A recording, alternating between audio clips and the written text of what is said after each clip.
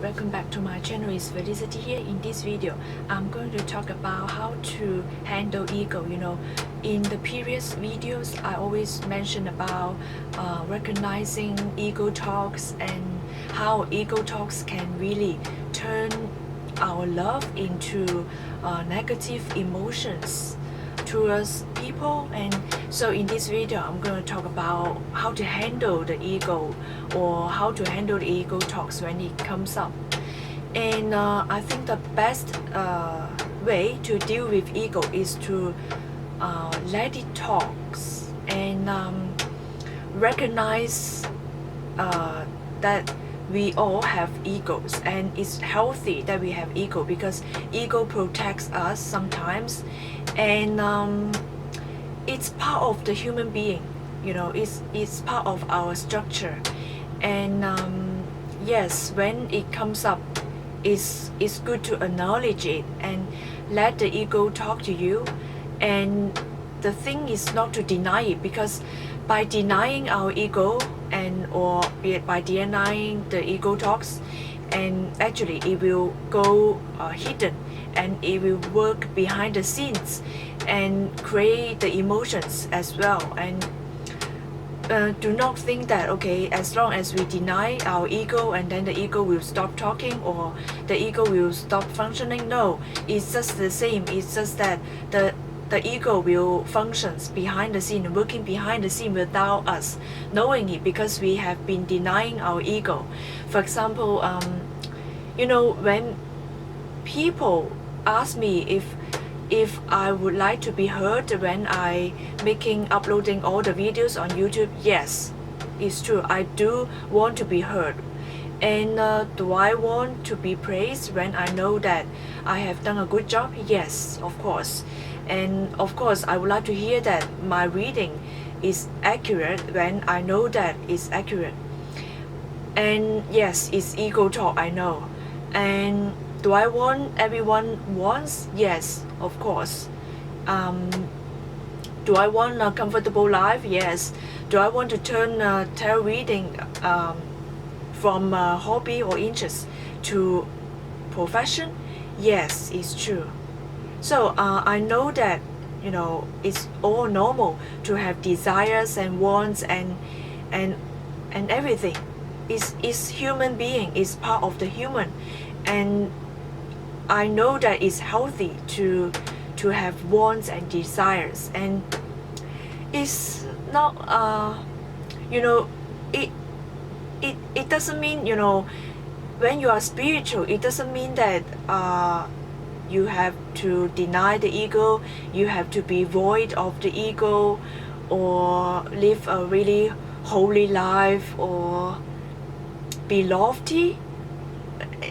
And I know that I feel that spiritual awakened people, just like everyone else, they do have ego. They do accept the ego talks. They do acknowledge the ego talks when it talk.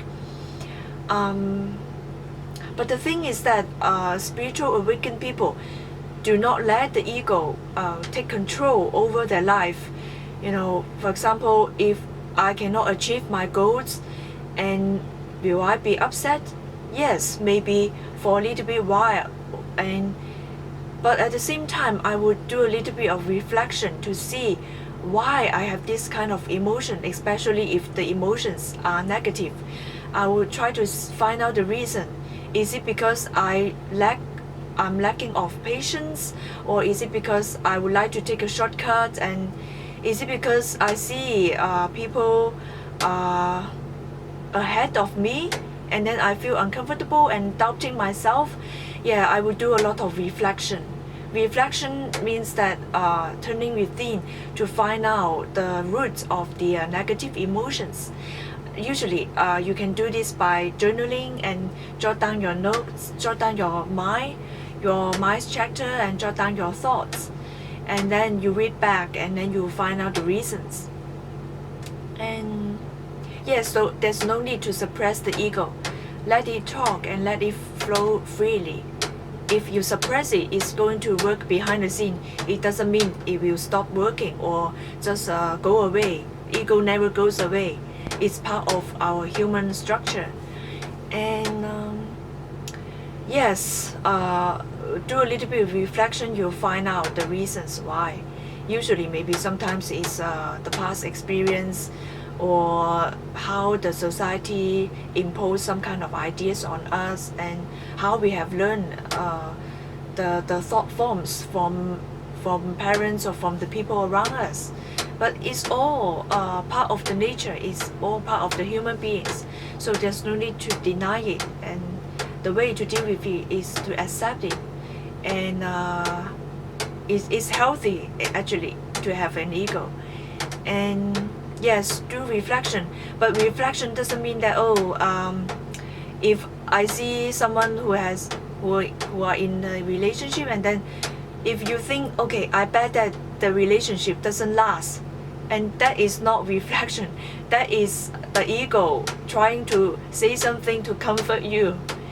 And or if you have some unpleasant relationships before, and then you think that, okay, next time I wish I do not need to bump into the same type of person again. And it's not reflection, is also, you know, it tells you that you blame the other person for your own experience.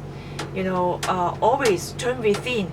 You know, always the emotions and the issues are within ourselves, rather than blaming the environment, blaming society, or blaming others, because everything, the external environment, external things or people are reflecting what are within ourselves. So it's all about ourselves. So when you're doing reflection, try to talk to yourself within, rather than try to seek answer from without or from the external environment or external people. It's all about internal. So I hope that you enjoyed this video. Talk to you in the next video. Bye.